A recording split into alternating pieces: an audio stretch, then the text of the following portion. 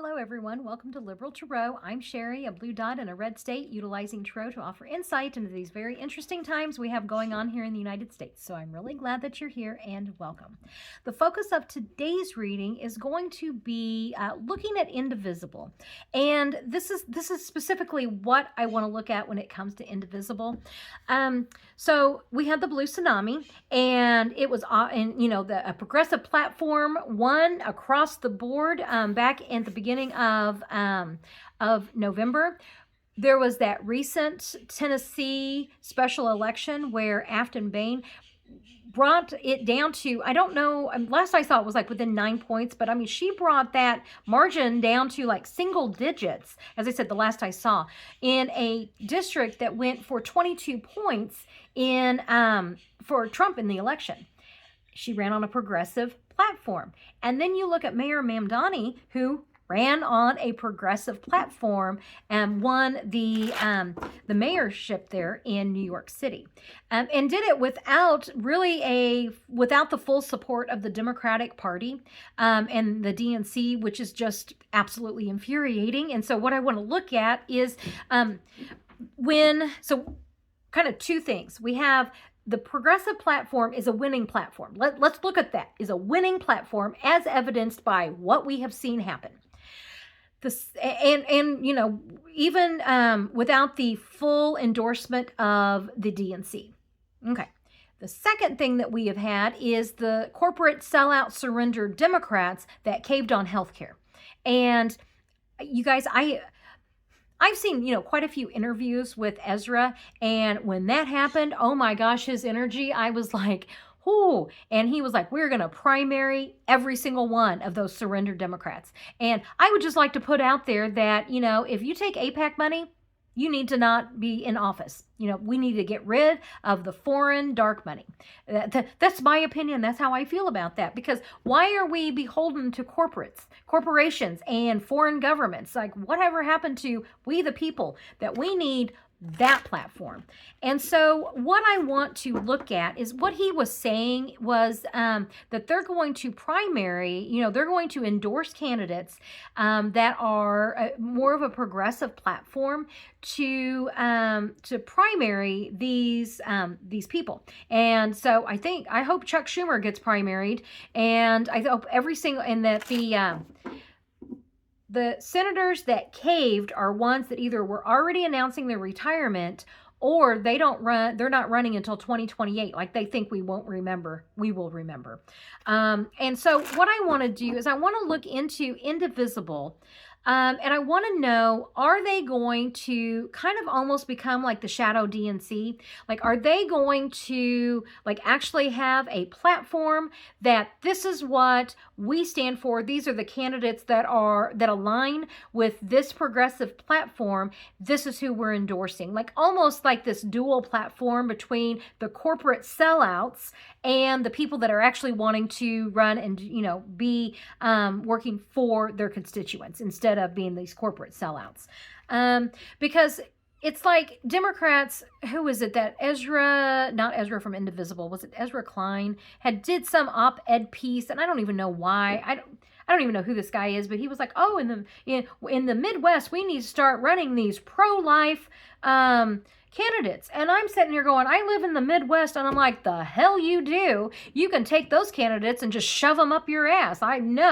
No, and more no. So Midwest, progressive here, no. What you guys need to do is run on that progressive platform, which is taking care of people, do the education piece, do the hard work of getting back to the people in the rural communities.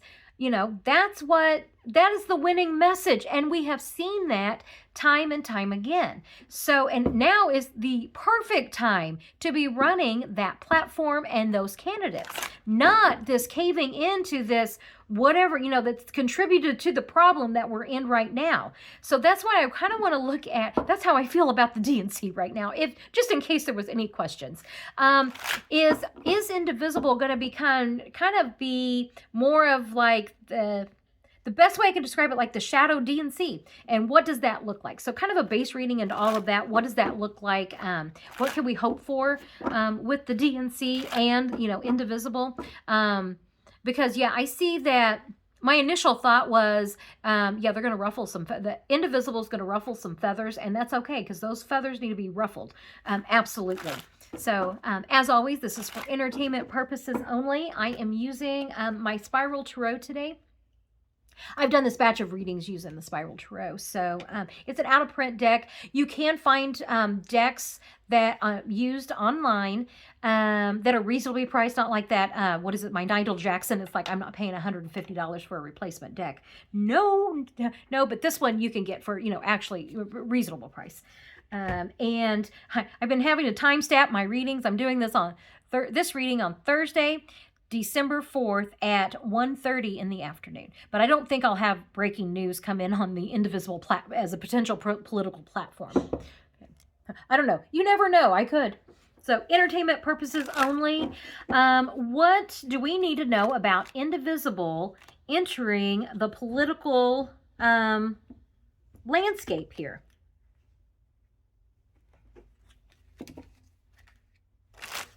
What do we need to know about Indivisible entering the more, and like right now, like I always see, like, yes, they're political, but it's always like more in like that organization, grassroots, like organizing the marches and the protests. But now, what does this look like for them into the future? Are they going to be like developing a platform, like trying to overtake the DNC, all of that great stuff? What do we need to know about Indivisible?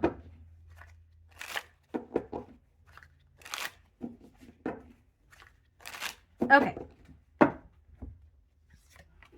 Queen of Wands, messaging. Okay. And also this is a person that's facing forward, like facing, I see the, facing the situation head on, facing the problem head on, coming up with solutions for this. This is someone who, notice that her legs are spread apart here, someone who's setting very confidently, very solid. So I'm almost feeling like that platform, like, yes, they are going to be creating a platform. That's what I'm getting from this card here. So let's see what else comes up. Quickly, Eight of Wands.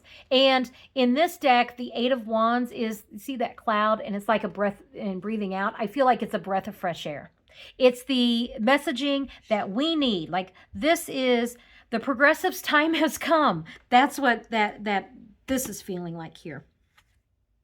Temperance, balance, and patient. Here is the rainbow for hope. Let's see, what else is this? The balancing of the cups, stepping into the water, the balance between the physical and like the spiritual or emotional. So this is telling me taking the emotional message of like what we're going through now and what we want, like how do we take care of people? And like, it's almost like I'm feeling that, what is it? That Queen of Cups. It's almost like a feeling of Queen of Cups, Queen of Pentacles combined into this. How are we taking care of people? And what is that platform of the practical approach that we're going to take going forward? What is the balance between that, between the emotions and the physical? Ten of Cups. Their time has come. And I'm just seeing all of I never noticed that there were so many rainbows in this deck, but like the rainbow here. Oh, and the diversity. Oh, and pride and all that wonderful stuff. Yeah. Oh, that makes me happy. So I'm going to be reading these absolutely in the higher energy. You guys, that's such a nice, I read so much on the Trump administration. I'm getting really good at reading the lower energy of these cards. So it's like, this is almost like literally, oh, I just realized, a breath of fresh air. That we're finally, like, I'm reading these cards in like a higher energy. Like the way Tarot, I always like the way Tarot was supposed to be read. So yeah, breath of fresh air, and it's like all the positive. The new beginnings, yeah, they're going to develop they're going to be running candidates, endorsing candidates. They're going to develop a platform that these candidates, align with this platform. This is what we want, and these are the candidates that we're endorsing. And here I'm just seeing them as, this right here, the guiding. And we're going to get a lot of new, Fool is just like new beginnings. So a new journey, a new path, being guided by a new platform. And looky here, the angel in this one too, guided by a new platform. Okay, and our outcome card is the Two of Pentacles. Yeah, they're going to be primarying.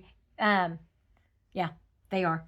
Because I see this as choices. What are we going to choose? And it's like black and white. Sorry. Hold on just a second. Sorry about that. I had two cats wanting to occupy the same space at the same time, and it was two cats that, as you could tell, do not get along very well. One of which is Schrodinger.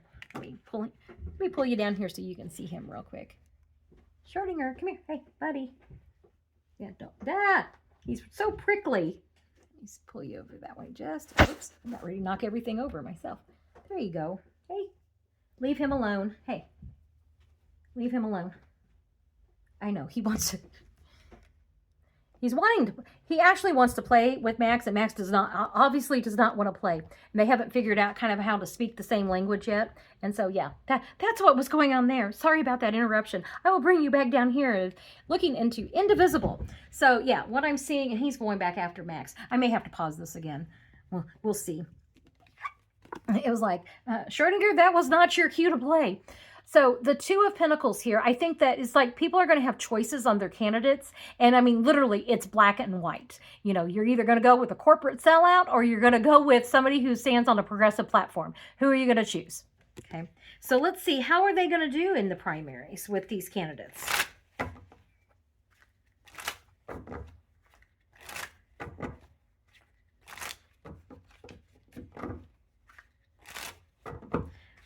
How are they going to do with this platform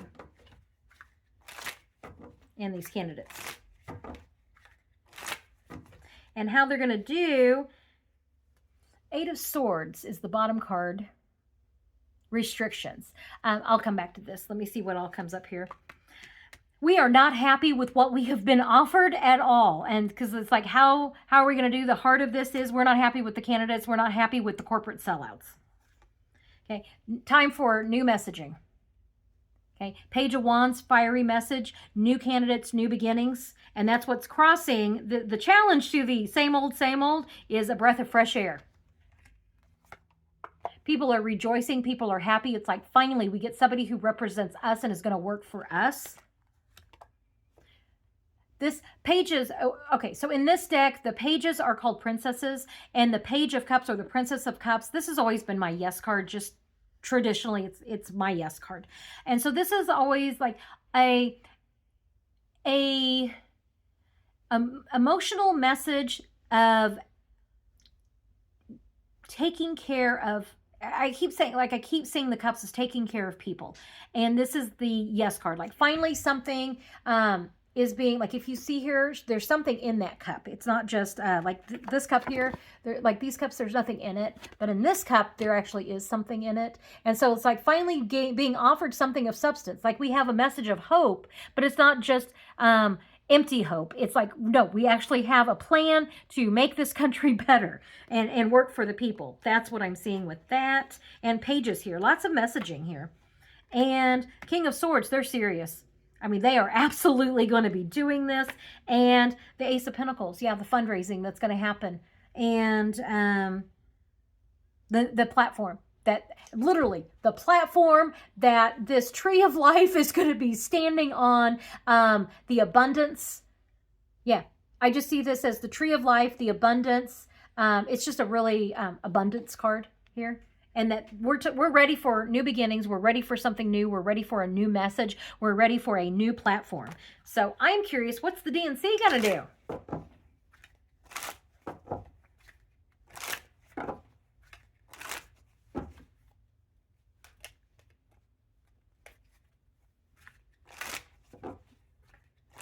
What is the DNC going to do? And with the DNC, Nine of Wands, and the first thing I thought of was when I saw this card, the first thing I thought of was, what was that? The Music Man. Harold, what's his name? It's been a while since I've seen that. But like the song and dance. That's what this, like, the song and dance of the DNC. And, you know, here's their platform. Like, look at us. And it's like a flashy salesman, you know, that's what I'm seeing with this. And so I'm not really seeing anything of substance with that. The Nine of Pentacles, oh, it's going to take time. the corporate Democrats are, they're beholden to corporations. They don't want change. They want to make sure that the corporations, get their stuff and that we get pennies. I won't be surprised if the Six of Pentacles doesn't come up with this. But yeah, they think that they think that they have all the fundraising money, and so they're like, right now I'm not seeing any worries. Like, they're not worried about Indivisible. And here they need to be. And this reminds me of New York City. And so, yeah, look at what happened in New York City. And you think that your old platform's going to work? Yeah, that didn't work out so well. Andrew Cuomo didn't win. Chuck Schumer, who wouldn't even endorse Mamdani, wouldn't even say who he voted for. So, he probably voted for, Andrew Cuomo. Fucker. So anyway, this just reminds me of, like, as I said, look at what happened in New York City. And they're trying to figure out, like, how can we get around that? How can we not have that as our platform? Ace of Wands, new message. Like, there's a new sheriff in town. There's a new platform in town. And did I not just say I wouldn't be surprised if the Six of Pentacles didn't show up? Giving money to the corporations. This is a card of more equality of, like, this is like this is actually a marriage card in this deck. So it's like the masculine and the feminine coming together. Like, we're going to take care of corporations. We're going to take care of people. And the religious piece here, I'm sorry, but that APAC money's got to go. So yeah, they think that they're not working for their constituents. They see constituents as, oh yeah, we're going to work like that. I'm just hearing like corporations are people. It's like, no, they're not. Okay. That they would continue to support that idea. That's how well it's going to go for them. They can't see they can't see a way out. They've always done it the same way. And so now they can't even see a way out. And they've done this to themselves. And the Empress. I'm going to do more cards on this because the Empress is one of, how do we take care of people? And if you look at that, like, how do we take care of people? But yet they think that corporations are people. Do you see where I'm going with that? It's like, no, you're doing this all for corporations with like pennies to the people. Okay. So let me know more about this Empress card. And this could be like, they know they're going to have to change their messaging, but they don't know how because they're so beholden to the corporations. So this Empress card, what do we need to know about the Empress?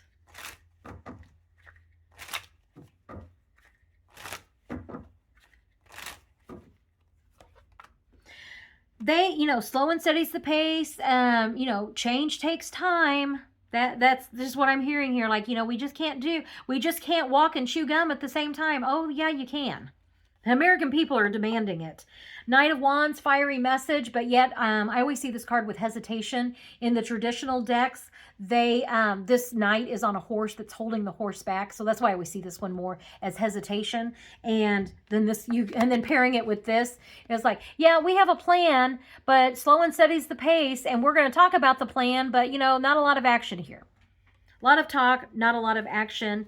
And karma, the Wheel of Fortune. People don't want to hear it anymore. And then, the Three of Swords on the bottom here. They have betrayed the trust of the American people. And now I'm talking about the corporate sellouts, surrender Democrats. That they need to, they're going to be primaried. They're going to be,